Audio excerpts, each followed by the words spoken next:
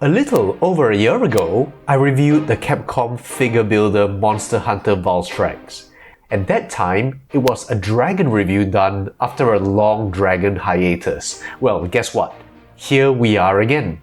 After a long dragon hiatus, almost exactly a year later, and again we're looking at Valstrax. How symmetrical.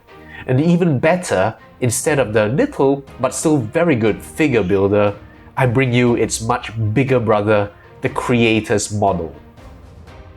Valstrax is an Elder Dragon from the Monster Hunter universe, and I've always found it fitting that an Elder Dragon get a creator's model treatment. Of course, some that aren't Elder Dragons like Rathalos and Raytheon have creators models, and it's not hard to see why. They're popular and just badass.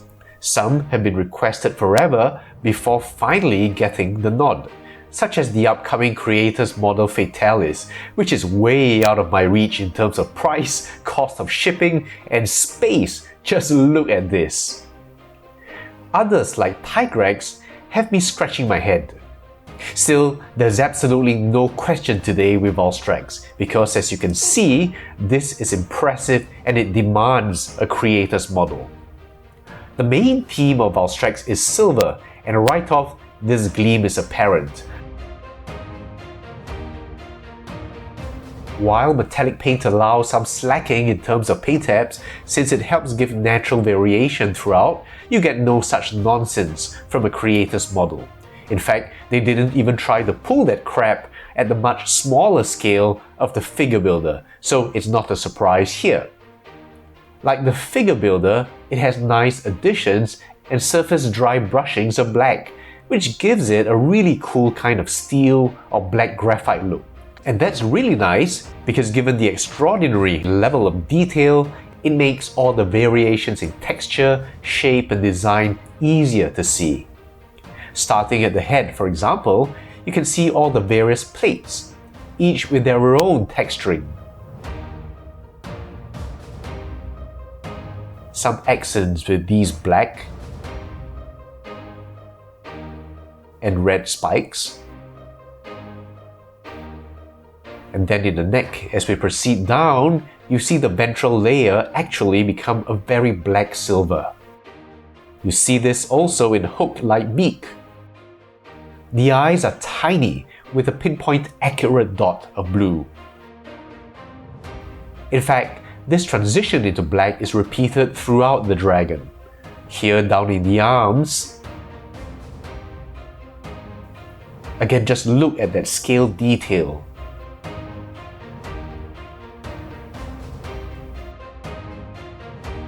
Here in the back,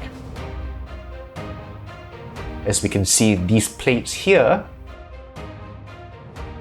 man, just look at that detail. And then behind here, continuing down into the tail.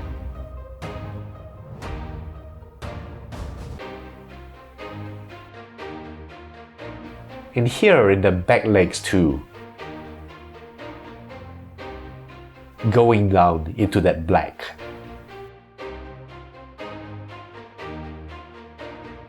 Now, to put the cherry on top, just like the figure builder, all this sculpting means that as light plays across from different angles, you get different kinds of reflections of some scales,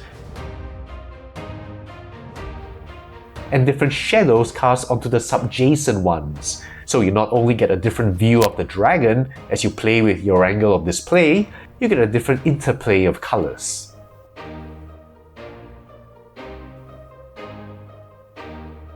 Now the wings of Valstrax are the least natural of the Monster Hunter dragons we've seen so far. Each is a trident-like structure, and just look at that detail on each of these, shall we say, spikes.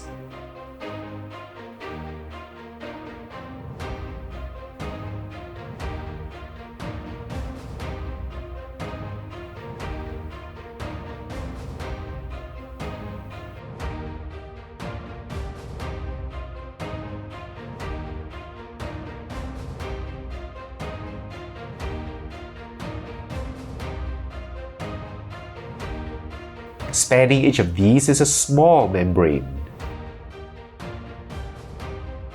In the figure builder, you see a zipper-like accordion design, which I really liked, but unfortunately you don't get here.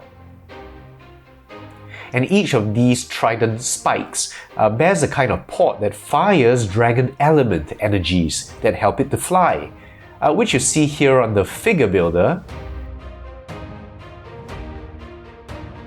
which is probably why it doesn't need a really huge wing membrane for its flight mechanism.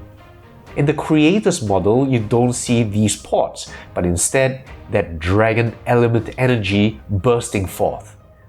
Now this, I would say, is the really crowning detail. Composed of translucent ruby red plastic, which is a kind of red I really like, and you can see that issuing forth here in a very pleasing design. And you can just picture the energy flow.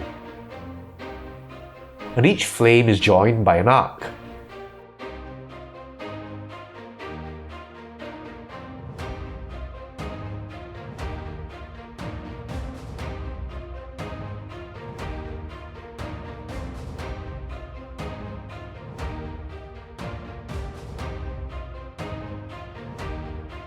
I don't know if you can see this, but visually what I see are 3 prongs here, joined by a short span here in the membrane, and then here again with these energies. So aesthetically, that's delightful for me.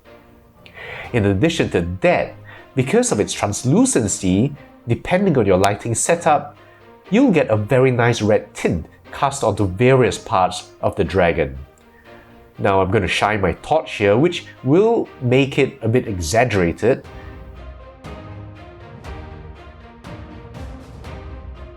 And from the back,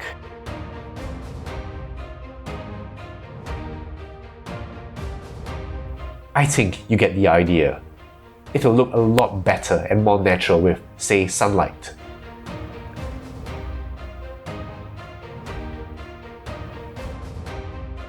As for the base, it looks like the aftermath of a comet striking, causing an eruption that's frozen in time. That's nice. Unfortunately, it's deplorably painted in one flat wash, and I feel they could have created some kind of molten red rock to echo some of this red here.